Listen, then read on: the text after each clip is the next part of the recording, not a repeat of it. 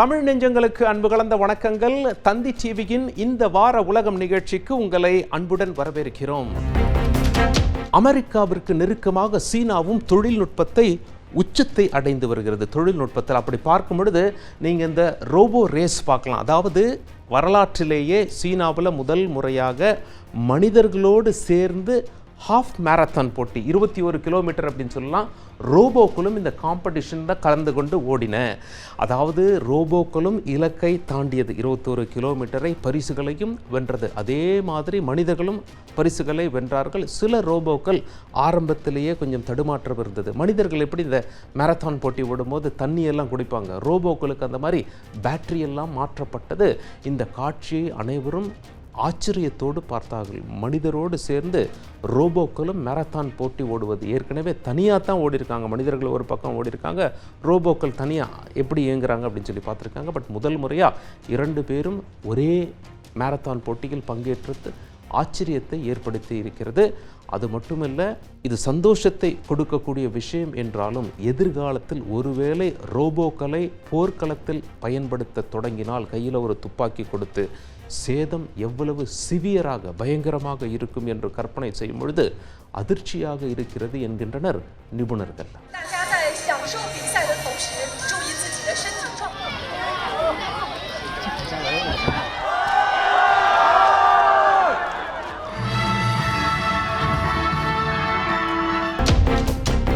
Israel Hamas போரில் பாலஸ்தீனத்தில் 50,000க்கும் மேற்பட்ட மக்கள் கொல்லப்பட்டிருக்கிறார்கள். நம்ம பக்கத்து நாடான பாகிஸ்தானில் அமெரிக்கா இஸ்ரேல் தான் இந்த மாபெரும் உயிரிழப்புக்கு காரணம், இவங்க தான் போரில் குதிச்சிருக்காங்க அப்படின்னு சொல்லிட்டு அவங்களுடைய பொருட்களை வாங்கக்கூடாதுன்னு முதல்ல அமைதியாக தான் போராட்டம் ஆரம்பித்தாங்க. ஆனால் அந்த அமைதி போராட்டத்தில் வன்முறை வெடித்த காட்சியை நாம் பார்த்து கொண்டிருக்கிறோம். யாரை டார்கெட் பண்ணாங்கன்னா KFC, கென்டக்கி ஃப்ரைட் சிக்கனை டார்கெட் பண்ணாங்க. அது அமெரிக்கா கடை. அது மட்டும் இல்லை, இஸ்ரேலுக்கு தொடர்பான எந்தெந்த கடைகள் இருக்கிறதோ அங்கே நாங்கள் வன்முறை வெறியாட்டம் நடத்துவோம் என்று கும்பல் கிளம்பி விட்டது. KFCயில் வேலை பார்க்குற ஒருத்தரை சுட்டு கொண்டு இருக்காங்க. இதற்கு பாகிஸ்தான்லேயே கடும் கண்டனங்கள் எழுந்திருக்கிறது. மார்க்க அறிஞர்கள்லாம் என்ன சொல்கிறாங்க, பொதுமக்கள் பாலஸ்தீனில் கொல்லப்பட்டாங்கன்னு சொல்லி நீங்கள் இங்கே ஒரு கொலை செஞ்சிட்டீங்க, அப்பாவி மனிதனை கொலை செய்ததன் மூலமாக நீங்களே இஸ்லாமுக்கு எதிராக போயிட்டீங்க, வன்முறையை கைவிடுங்க என்று மார்க்க அறிஞர்கள் எச்சரித்திருக்கிறார்கள். இந்த வழக்கில் சுமார் 150 பேர் கைது செய்யப்பட்டிருப்பதாக தகவல்கள் வெளியாகி இருக்கிறது. இந்த ஆண்டின் உலக பத்திரிகை புகைப்படம், அந்த போட்டியில் வெற்றி பெற்ற புகைப்படம் எது தெரியுமா? நீங்கள் திரையில் பார்க்குறீங்க இல்லையா, 9 வயது சிறுவன், காசாவை சேர்ந்த சிறுவன். இந்த சிறுவனின் 2 கைகளும் துண்டாகின. அந்த ஃபோட்டோ எடுத்தது இவங்க தான். இப்போ நீங்கள் ஸ்க்ரீனில் பார்க்குறீங்கல்ல, இந்த பெண்மணி தான் அந்த ஃபோட்டோவை எடுத்தாங்க. அந்த பத்திரிகை விருதில் சொல்கிறாங்க, இது அமைதியான புகைப்படம் என்றாலும் சத்தமாக பேசக்கூடிய புகைப்படம். ஒரு தலைமுறை, அதாவது ஒரு 50,000க்கும் மேற்பட்டவங்க அந்த பாலஸ்தீனத்தில் கொல்லப்பட்டிருக்காங்க. அந்த சிறுவன் 2 கைகளையும் இழந்துள்ளான். அந்த மாதிரி பல குழந்தைகள் காசாவில் அவதிப்பட்டு கொண்டிருக்கிறார்கள் என்று சொல்லக்கூடிய புகைப்படம் தான் இது. இதனால தான் இந்த ஆண்டிற்கான விருதை அந்த புகைப்படத்திற்கு நாங்கள் தருகிறோம் அப்படின்னு சொல்கிறாங்க. அந்த சிறுவனுடைய தாயார்கிட்ட முதல்ல பேட்டி எடுத்தாங்க. உங்கள் பையன் இந்த 2 கையும் போன பிறகு முதல்ல என்ன சொன்னார் அந்த குண்டு வீசப்பட்ட பிறகு அப்படின்னு சொன்னதுக்கு, முதல்ல பையனுக்கு கை போச்சான்னு தெரியல, ஏதோ மறுத்து போச்சு அப்படின்னு சொல்லி அவன் ஃபீல் பண்ணியிருக்கான். அப்புறம் தான் 2 கை போன விஷயத்தை அவனுக்கு சொன்னோம். அவன் முதல்ல சொன்ன வார்த்தைகள், அம்மாவை இனிமேல் நான் எப்படி கட்டி பிடிப்பேன், எனக்கு 2 கை இல்லையேன்னு சொல்லி அவன் ரொம்ப வருத்தப்பட்டான் அப்படின்னு சொல்லி அந்த சிறுவன் சொன்னதாக அந்த தாய் சொல்கிறாங்க. அந்த சிறுவன்கிட்டயே போய் பேட்டி கேட்குறாங்க, கை 2ம் இல்லாமல் நீங்கள் எப்படி மேனேஜ் பண்ணுறீங்க, எதெல்லாம் சிரமமாக இருக்குது அப்படின்னு சொல்லி கேட்கும்போது, இதுக்கு முன்னாடி எங்கள் அம்மாவுக்கு நான் காய்கறியெல்லாம் வாங்கிட்டு வந்து கொடுப்பேன், இப்போ அந்த மாதிரி என்னால் போய் எங்கள் அம்மாவுக்கு ஹெல்ப் பண்ண முடியலையே, வீட்டு வேலையை எங்கள் அம்மாவுக்கு உதவியாக செஞ்சு கொடுக்க முடியலையே அப்படின்னு சொல்லி அந்த சிறுவன் பேசிய வார்த்தைகள் மிகவும் ஆச்சரியத்தையும் அதிர்ச்சியையும் மனவேதனையும் ஏற்படுத்தியதாக அந்த அரங்கில் பேசப்பட்டது. அந்த 9 வயது சிறுவன் 2 கைகளோடு விளையாடி கொண்டிருக்கும் பொழுது எடுக்கப்பட்ட வீடியோ காட்சிகளை நீங்கள் தற்பொழுது பார்த்து கொண்டிருக்கிறீர்கள். தற்பொழுது குண்டு வீசப்பட்ட பிறகு 2 கைகளையும் இழந்த பிறகு லேட்டஸ்ட் வீடியோ காட்சிகளையும் நீங்கள் தற்பொழுது இந்த திரையில் பார்க்கலாம். இஸ்ரேல் ஹமாஸ் போரில் அமைதி ஒப்பந்தம் தொடர்பான எந்த உடன்பாடும் எட்டப்படவில்லை. காரணம் என்ன? இஸ்ரேல் என்ன சொல்கிறாங்கன்னா, ஹமாஸ் வசம் 59 பணைய கைதிகள் இருக்கிறார்கள். அவங்களில் 24 பேர் உயிரோடு இருக்காங்கன்னு சொல்லி நாங்கள் நம்புகிறோம். 10 பேரை கொடுத்தீங்கன்னா 45 நாள் அமைதி ஒப்பந்தம் அமல்படுத்துகிறோன்னு சொல்லி நாங்கள் சொல்கிறோம். ஹமாஸ் ஒத்து வரல அப்படின்னு சொல்லி இஸ்ரேல் சொல்கிறாங்க. ஹமாஸ் என்ன சொல்கிறாங்க, இஸ்ரேலை நம்ப முடியாது, மறுபடியும் நாங்கள் பணைய கைதிகள்லாம் ஒப்படைச்சிட்டா எங்கள் மீது குண்டு போடுவீங்க, ஏற்கனவே 50,000க்கு மேலே இங்கே மக்கள் கொல்லப்பட்டிருக்கிறார்கள் என்று ஹமாஸ் சொல்லி அவங்க என்ன சொல்கிறாங்க, நிரந்தர போர் நிறுத்த வேணும், ஒட்டுமொத்த பணைய கைதிகளும் உங்ககிட்ட நாங்கள் ஒப்படைச்சிடுறோம் என்ற ஆஃபரை கொடுத்துருக்காங்க. ஆனால் உடன்பாடு இல்லாத காரணத்தினால் அங்கே தொடர் தாக்குதல் நடைபெற்று வருகிறது. கட்டிடங்கள் குண்டு வீழ்ச்சியின் காரணமாக இடிபாடுகளாக மாறி இருக்கிறது. உயிர்கள் தொடர்ந்து பிரிந்து கொண்டிருக்கிறது. மருத்துவமனையில் வீசப்பட்ட குண்டு ஏற்படுத்திய சேத காட்சிகளை நீங்கள் தற்பொழுது பார்த்து வருகிறீர்கள். ஹமாஸ் நடத்திய தாக்குதலில் சுமார் 1200 பேர் இஸ்ரேலை சேர்ந்தவங்க கொல்லப்பட்டாங்க. இஸ்ரேல் நடத்திய தாக்குதலில் 50,000த்திற்கும் மேற்பட்ட பாலஸ்தீனியர்கள் இதுவரை கொல்லப்பட்டிருக்கிறார்கள். தாக்குதல் தொடர்ந்து நடைபெற்று கொண்டிருக்கிறது. ஈரான் வசம் அணு ஆயுதங்கள் சென்றுவிடக்கூடாது என்பதில் அமெரிக்காவும் இஸ்ரேலும் மும்முரமாக இருக்கிறார்கள். இதனால் ஈரானை அழைத்து அமெரிக்கா பேச்சுவார்த்தை நடத்தி வருகிறது. ஈரானும் இதற்கு உடன்பட்டு ஏற்கனவே மஸ்கட்டில் பேச்சுவார்த்தை நடத்தப்பட்டது. 2வது பேச்சுவார்த்தை ரோம் நகரில் நடத்தப்பட்டது. அமெரிக்கா என்ன சொல்கிறாங்க, குறிப்பாக ட்ரம்ப் என்ன சொல்கிறார் அப்படின்னா, ஈரானுக்கு 2 ஆப்ஷன் கொடுக்குற. ஆப்ஷன் 1, மகிழ்ச்சியாக அந்த நாட்டு மக்கள் வாழலாம், செயற்கை மரணங்கள் இருக்காது. 2வது ஆப்ஷன், நாங்கள் குண்டுகளை வீசுவோம். இப்போ பேச்சுவார்த்தை எப்படி வருகிறது, ஈரான் எங்களோட கண்டிஷன்ஸுக்கு ஒப்புக்கொள்கிறார்களா இல்லையா என்ற அடிப்படையில் நான் எந்த முடிவை எடுக்க வேண்டும் என்று சிந்திப்பேன் அப்படின்னு சொல்லி ட்ரம்ப் சொல்கிறார். இது சர்வதேச வல்லுநர்கள் என்ன சொல்கிறாங்கன்னா, பகிரங்கமாக அவர் ஈரானை மிரட்டுகிறார். ஈரான் வசம் அணு ஆயுதம் சற்றே சென்றுவிடக்கூடாது என்பதில் ட்ரம்ப் தெளிவாக இருக்கிறார். இஸ்ரேலும் மும்முரமாக பார்த்து கொண்டு இருக்கிறது. பேச்சுவார்த்தை என்ன ஆகும், இது போரில் கொண்டு போய் விட்டு விடுவார்களா அல்லது பேச்சுவார்த்தையில் சுமூகம் ஏற்பட்டு, ஏற்கனவே பொருளாதார தடைகள் ஈரான் மீது அமெரிக்கா விதித்திருக்கிறது, அதில் சில தளர்வுகளை அமெரிக்கா கொடுக்குமா என்பதையும் நாம் பார்க்க வேண்டியிருக்கும் என்கின்றனர். ஆசியா மற்றும் அண்டார்டிகா செய்திகளை பார்த்து விடுவோம்.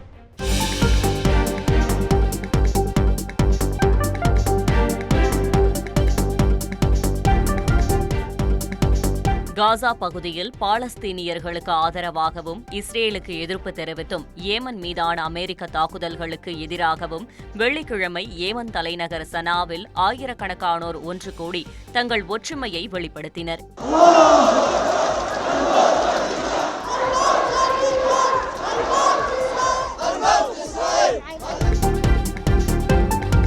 ஈரான் நாட்டு தேசிய ராணுவ தினமானது வெள்ளிக்கிழமை கொண்டாடப்பட்டது. இதையொட்டி ராணுவ அணிவகுப்பு நடைபெற்றது. தெஹ்ரானில் நடைபெற்ற அணிவகுப்பில் ஈரான் அதிபர் மசூத் பெஷேஷ்கியன் கலந்து கொண்டார். ஈரானிடம் வலுவான கடற்படை, தரைப்படை மற்றும் விமானப்படைகள் உள்ளதாக அவர் பெருமிதம் தெரிவித்தார். ராணுவ அணிவகுப்பில் ஆளில்லா உளவு மற்றும் போர் விமானங்களும், டாங்கிகள், பீரங்கிகள் மற்றும் ஏவுகணைகள் போன்ற பல்வேறு வகையான ஆயுதங்களும் காட்சிப்படுத்தப்பட்டன.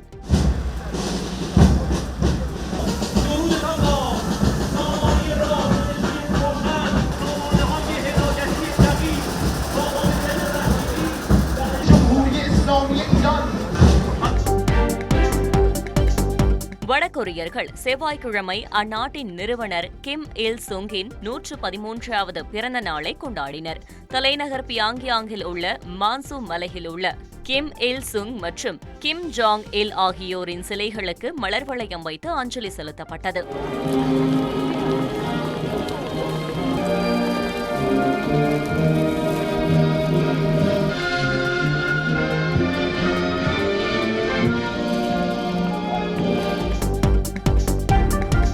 பிலிப்பைன்ஸில் உள்ள மணிலா நகரத்தில் ஈஸ்டர் விழாவின் ஒரு பகுதியாக பேரணி நடைபெற்றது. பக்தர்கள் வெறுங்காலுடன் நடந்து வந்து சாட்டையால் அடித்தபடி தங்கள் வேண்டுதல்களை நிறைவேற்றினர்.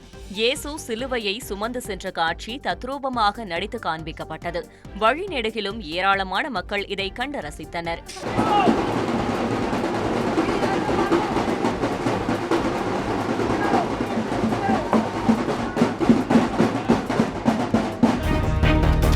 ஆப்பிரிக்கா செய்திகளை பார்த்து விடுவோம்.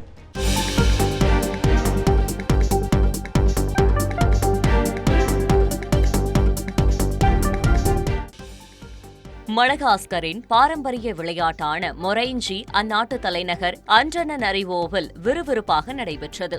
வீரர்கள் களத்தில் மல்லு கட்டியதை சுற்றியிருந்த மக்கள் ஆரவாரம் செய்து கண்டுகளித்தனர்.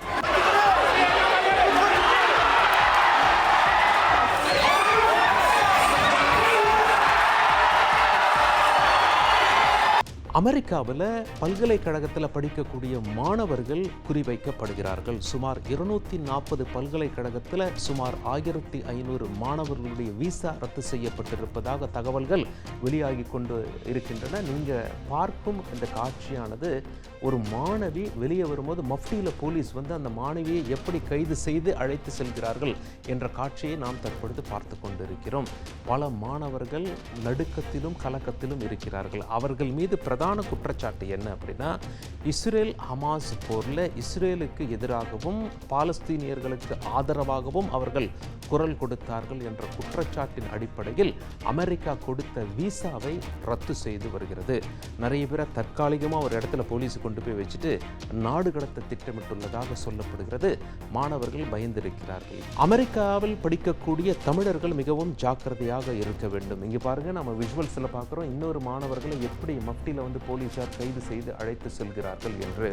போலீஸார் என்ன சொல்கிறாங்க அப்படின்னா, உங்களுடைய ஃபேஸ்புக், ட்விட்டர், இன்ஸ்டா கணக்குகளை அவர்கள் உற்று பார்க்கிறார்கள். அது மட்டும் இல்லை, பல்கலைக்கழக வளாகத்திற்குள்ளேயோ வெளியேயோ ஏதாவது போராட்டங்கள் நடைபெற்றால் நீங்கள் அந்த போராட்டத்தில் பங்கேற்கிறீர்களா என்றும் பார்க்கிறார்கள். ட்ரம்பின் அரசு என்ன சொல்கிறாங்க அப்படின்னா, மாணவர்கள் இங்கே வந்தது படிப்பதற்காக மட்டும்தான். தங்களுடைய தனிப்பட்ட விருப்பத்தினால் அவர்கள் அந்த பதிவு போடுவது, அதே போல் போராட்டங்களில் பங்கேற்பதெல்லாம் நாங்கள் அனுமதிக்க மாட்டோம். படிக்கிறதுக்கு தான் நாங்கள் விசா கொடுத்துருக்கோமே தவிர போராடவோ அல்லது அவர்களுடைய சொந்த சோஷியல் மீடியா கணக்குகளில் அமெரிக்காவிற்கு எதிரான கருத்துக்களையோ பதிவிடவோ நாங்கள் அனுமதிக்க மாட்டோம். இந்த விசா ரத்து நடவடிக்கை தொடரும். சொந்த நாடுகளுக்கு இவர்கள் நாடு கடத்தப்படுவார்கள் என்று பகிரங்க அறிவிப்பு வெளியிட்டதால் அங்கே மாணவர்கள் கலக்கத்தில் இருக்கிறார்கள். ஹார்வர்டு, ஸ்டான்ஃபோர்டு மாணவர்களும் தப்பிக்கவில்லை.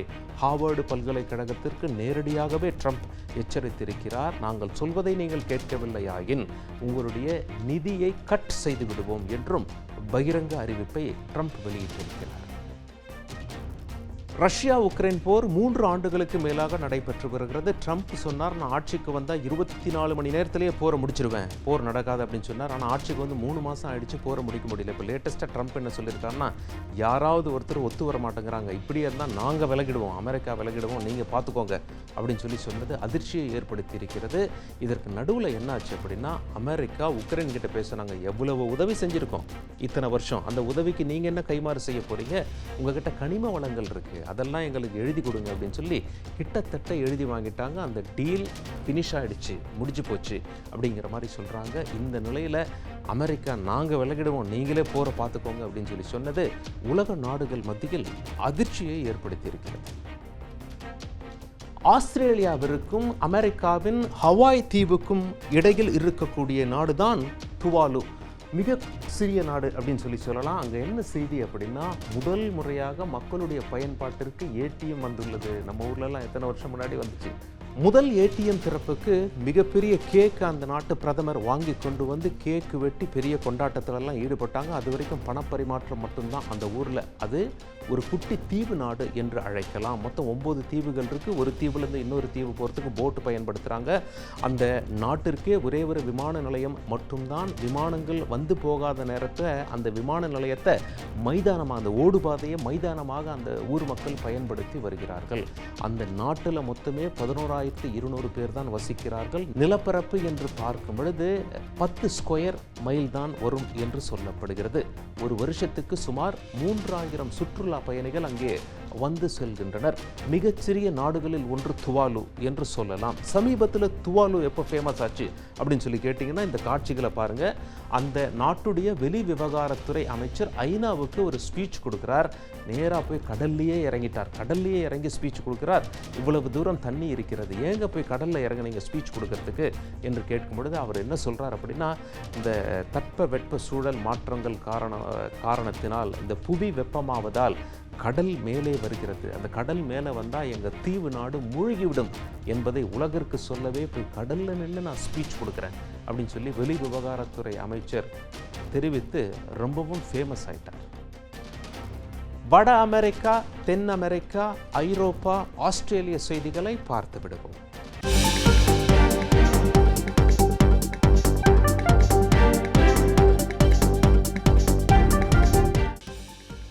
மத்திய மேற்கு குவாதமாலாவில் உள்ள சான் ஆண்ட்ரெஸ் சக்ஜபாஜாவில் மாயன் சமூகம் புனித வாரத்தை தனித்துவமாக கொண்டாடினர். முள் கிரீடங்களை கட்டிக்கொண்டும் முகங்களை மூடிக்கொண்டும் ஊர்வலம் சென்றனர். சிலர் ஊர்ந்து சென்று வழிபாடு நடத்தினர்.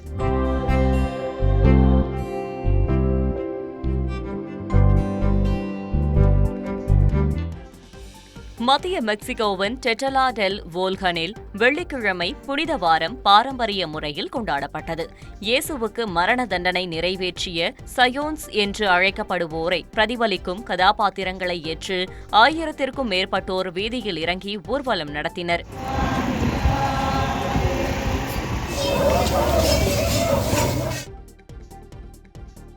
வியாழக்கிழமை அமெரிக்காவின் நெப்ராஸ்கா மற்றும் அயோவா மாகாணங்களில் சூறாவளி சுழன்றடித்த செயற்கைக்கோள் படங்கள் வெளியாகின. அயோவாவில் வடகிழக்கு ஃப்ரீமாண்ட், தென்மேற்கு மாண்ட்கோமேரி மற்றும் வடமேற்கு பேஜ் கவுண்டிகள் அதிக பாதிப்புகளை சந்தித்தன. நெப்ராஸ்காவில் வீடுகள் மற்றும் கார்களை சேதப்படுத்தும் அளவு ஆலங்கட்டி மழை கொட்டி தீர்த்தது. மணிக்கு 128 கிலோமீட்டர் வேகத்தில் சூறாவளி காற்று வீசி ஆலங்கட்டி மழை பெய்தது குறிப்பிடத்தக்கது. அமெரிக்காவில் கடந்த திங்கட்கிழமை ஒரு சுவாரஸ்ய சம்பவம் நிகழ்ந்தது. மிச்சிகன் மாகாணத்தில் உள்ள ஒரு புத்தக கடையை வேறொரு இடத்திற்கு மாற்ற புத்தக பிரியர்கள் வித்தியாசமாக உதவினர். மனித சங்கிலியை உருவாக்கி ஒவ்வொரு புத்தகங்களையும் புதிய கடைக்கு மாற்றினர். இதில் கிட்டத்தட்ட 300 புத்தக பிரியர்கள் கலந்து கொண்டனர். 2 மணி நேரத்திற்குள் அனைத்து புத்தகங்களும் இடமாற்றப்பட்டது குறிப்பிடத்தக்கது.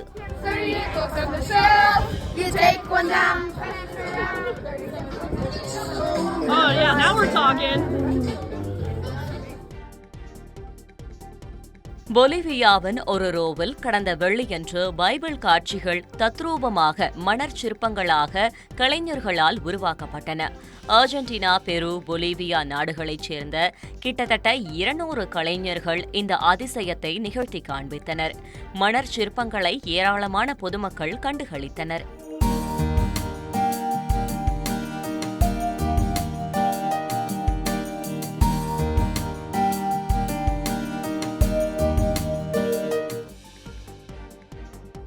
வெனிசுலாவின் தலைநகர் கராகஸில் புனித வெள்ளியன்று இயேசு கிறிஸ்து சிலுவையில் அறையப்பட்ட நிகழ்வையும் அவரது மறுபிறப்பையும் காண ஏராளமானோர் கூடினர். பல மாத தயாரிப்புக்கு பிறகு 100க்கும் மேற்பட்ட கலைஞர்கள் தத்ரூபமாக இதை நடித்து காண்பித்தனர். வழிநெடுகிலும் இதை பொதுமக்கள் ஆர்வமுடன் கண்டு ரசித்தனர்.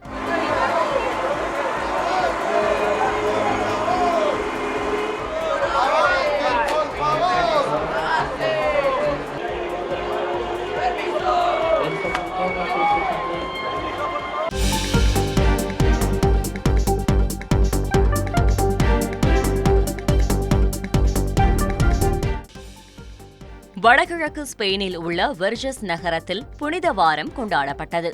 எலும்புக்கூடு போல் வேடமணிந்து எரியும் தீப்பந்தங்களை ஏந்தி கலைஞர்கள் மரண நடனமாடி மகிழ்ந்தனர். 14ஆம் நூற்றாண்டிலிருந்து இவ்விழா கொண்டாடப்பட்டு வருகிறது. மக்கள் நத்தை ஓடுகளால் செய்யப்பட்ட மெழுகுவர்த்திகளை ஏற்றினர்.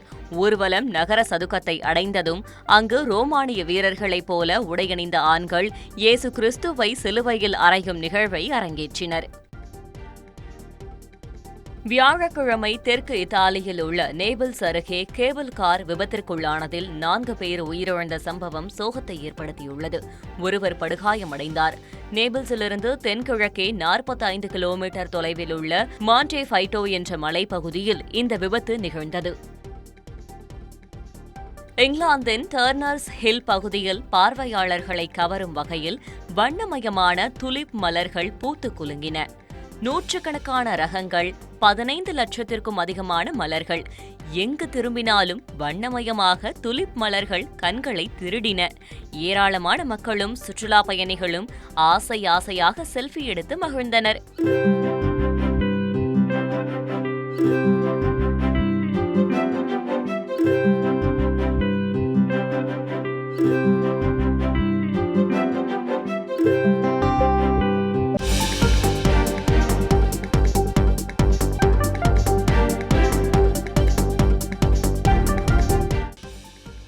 ஆஸ்திரேலியாவின் நியூ சவுத் வேல்ஸ் மற்றும் விக்டோரியா மாகாணங்களை சனிக்கிழமை கடும் புயல் தாக்கியது. ராட்சத அலைகளில் சிக்கி 5 பேர் பரிதாபமாக உயிரிழந்தனர். ஆஸ்திரேலியாவின் கிழக்கு மாகாணங்களில் கடல் அலைகள் அதிக உயரத்திற்கு எழுந்து மக்களை அச்சுறுத்தின.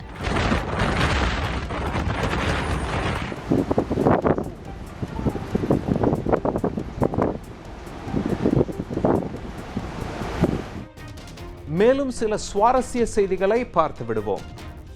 வட சீனாவின் ஷான்சி மாகாணத்தில் உள்ள தயூவான் செயற்கைக்கோள் ஏவுதள மையத்திலிருந்து சனிக்கிழமை சீனா 6 புதிய சோதனை செயற்கைக்கோள்களை விண்வெளிக்கு அனுப்பியது. லாங் மார்ச் 6 கேரியர் ராக்கெட்டில் ஏவப்பட்டு சுற்றுப்பாதையில் வெற்றிகரமாக நுழைந்தன. இவை விண்வெளி சுற்றுச்சூழல் ஆய்வு மற்றும் அது தொடர்புடைய தொழில்நுட்ப சோதனைகளுக்கு பயன்படுத்தப்படும் என தெரிவிக்கப்பட்டுள்ளது.